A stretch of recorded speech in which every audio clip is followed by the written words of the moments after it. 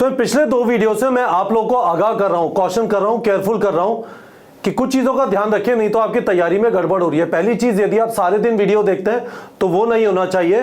Video यानी theory और question practice का बैलेंस होना चाहिए। दूसरी चीज, यदि आप क्वेश्चन प्रैक्टिस कर रहे हैं और सिर्फ बायो के क्वेश्चन प्रैक्टिस कर रहे हैं, अगेन आप खुद को धोखा दे रहे हैं। आपको भी पता है नीट एग्जाम में फिजिक्स और केमिस्ट्री भी आता है। तीसरी चीज जो खुद को धोखा देने वाली है, जो यदि आप खुद से बोलते हैं तो बेवकूफ है, वो ये है मुझे सब कुछ आता है पर मैं याद नहीं कर पाता, इस वजह से मेरा नीट में अच्छा परफॉर्मेंस नहीं हुआ था या नहीं होगा, और इस वजह से मेरा मॉक टेस्ट में अच्छा परफॉर्मेंस नहीं होता। This is not good, high quality bullshit है ये। क्यों? क्योंकि आप जिस प्रोफेशन के लिए मेहनत कर रहे हैं, डॉक्टर, उसको तो बड़ी चीज याद रखनी होती है। ऐसा नहीं होता कि पेशेंट सामने आता है और किताब लेने के लिए भागता है। Doctors are very good at remembering things and absorbing things. आपको उसका मैकेनिज्म, उसके तरीके अभी से ढूंढ के निकालने होंगे। क्या वो तरीके हैं? मैं आपको कुछ आइडियाज दे रहा हूं, आप खुद के भी आइडिया सोच सकते हैं, पर ultimately what is important is you have to understand कि नीट के एग्जाम के अंदर फिजिक्स, केमिस्ट्री और बायो देखा जाए, बायो के आपके 100 क्वेश्चन, केमिस्ट्री के आपके 50 क्वेश्चन, फिजिक्स के आपके 50 क्वेश्चन।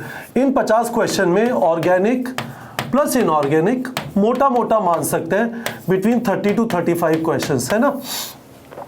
तो इसका मतलब करीब 135 क्वेश्चन आउट ऑफ 200 जो नीट के एग्जाम में आ रहे हैं, वो fact slash memory slash remembering type से रिलेटेड काफी ज्यादा हो सकते हैं। आपने चूज किया है कि मुझे डॉक्टर बनना है, मेरा सपना है डॉक्टर बनने का, और ये उसका फैक्ट है। तो मैं अब आपको यह बताना चाहता हूं कि आपको इस बात का डेलिबरेटली ध्यान रखना पड़ेगा कि सिलेबस कंप्लीशन के साथ आपका रिवीजन का मैकेनिज्म सेट होना चाहिए, आपका रिवीजन का मटेरियल रेडी होना चाहिए। क्या करना है? रिवीजन मटेरियल सिलेबस कंप्लीशन के साथ रेडी होगा। इसका मतलब क्या है? Syllabus completion, revision material. आप वीडियो देख रहे हैं, वीडियो देखते हुए आपने नोट्स लिए, इसका मतलब क्या है? सुपर फोकस है, वीडियो देखते हुए नोट्स लिए। जब आप रिवाइज करेंगे, आप वापस वीडियो नहीं देखेंगे, वापस वीडियो देखने में बहुत टाइम निकलेगा।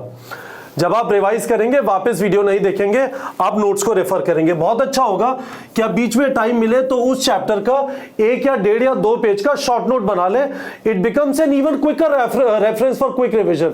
यदि आपको इससे रिलेटेड वीडियो देखना है कि शॉर्ट नोट कैसे दिखाई देता है, शॉर्ट नोट्स कैसे दिखाई देते हैं, तो हमने एक वीडियो डाला है प्रियांशु का, और भी वीडियोस डाले हैं पहले, लावण्या का, काफी सारे लोगों के रिसेंटली वीडियोस डाले हैं। वीडियो के लिंक मैंने वीडियो के डिस्क्रिप्शन में डाल दिए, जाके देख लीजिए। टेलीग्राम चैनल पे पीडीएफ डाले हुए हैं, उनको देख लीजिए। बट फिगर दिस आउट, ये वाले जो नोट्स हैं, फॉर एग्जांपल यदि जीओसी चैप्टर की बात करें, प्रियांशु बोलता है कि उसके करीब 58 पेजेस के नोट्स थे, है ना।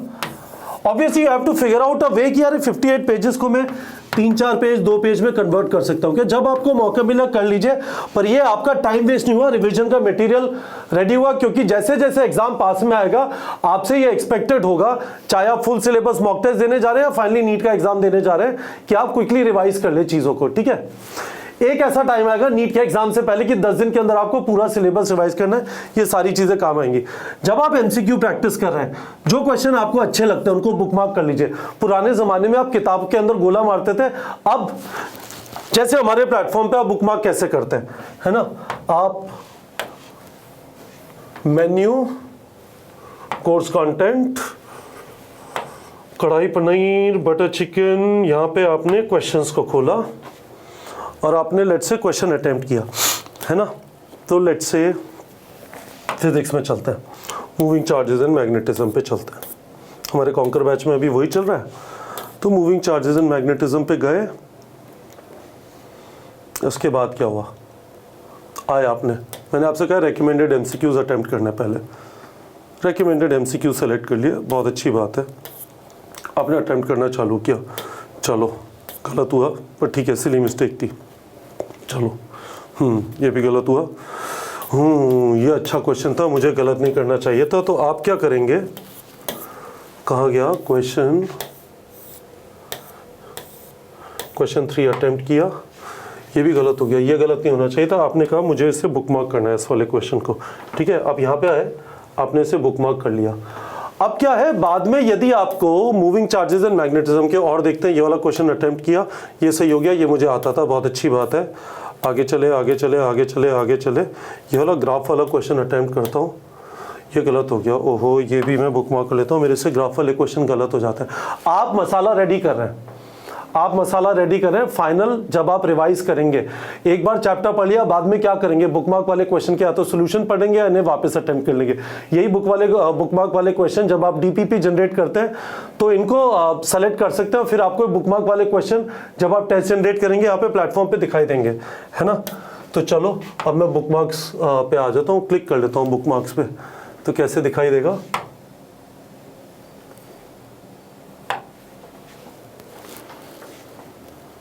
है ना। तो अब आपको देखो सिर्फ बुकमार्क वाले क्वेश्चन दिखाई दे रहे हैं, right. That is the idea. Syllabus complete करते समय आप रिवीजन का मटेरियल रेडी कर रहे हैं, ठीक है। इसी तरह से आपने फ्लैश कार्ड प्रैक्टिस किए, बुकमार्क कर लीजिए, जो चीज़ें आपको लगी कि मैं बार बार देखना चाहूँगा क्योंकि शायद भूल जाऊँगा।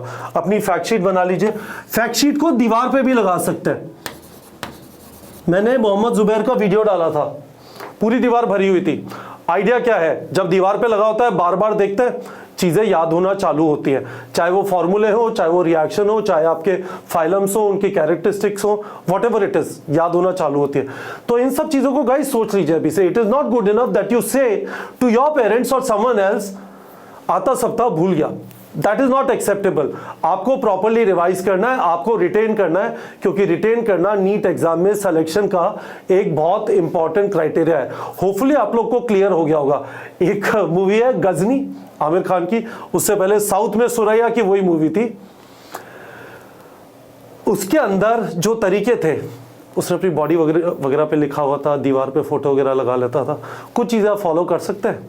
बट होपफुली आप लोगों को ये समझ में आ गया होगा। इस वाले वीडियो में मैं आपको ये कहने की कोशिश कर रहा हूँ, अभी से इस चीज़ के ऊपर दिमाग लगाइए, अभी से इस चीज़ के ऊपर दिमाग लगाइए कि आप सिलेबस कंप्लीट करते समय कैसे चीज़ों को छोटा करके कहीं पे रख सकते हैं, दीवार पे चिपका सकते हैं, किसी नोटबुक में रख सकते हैं, जहाँ पे भी रख सकते हैं, जो आपको रिवीजन में हेल्प करेगा।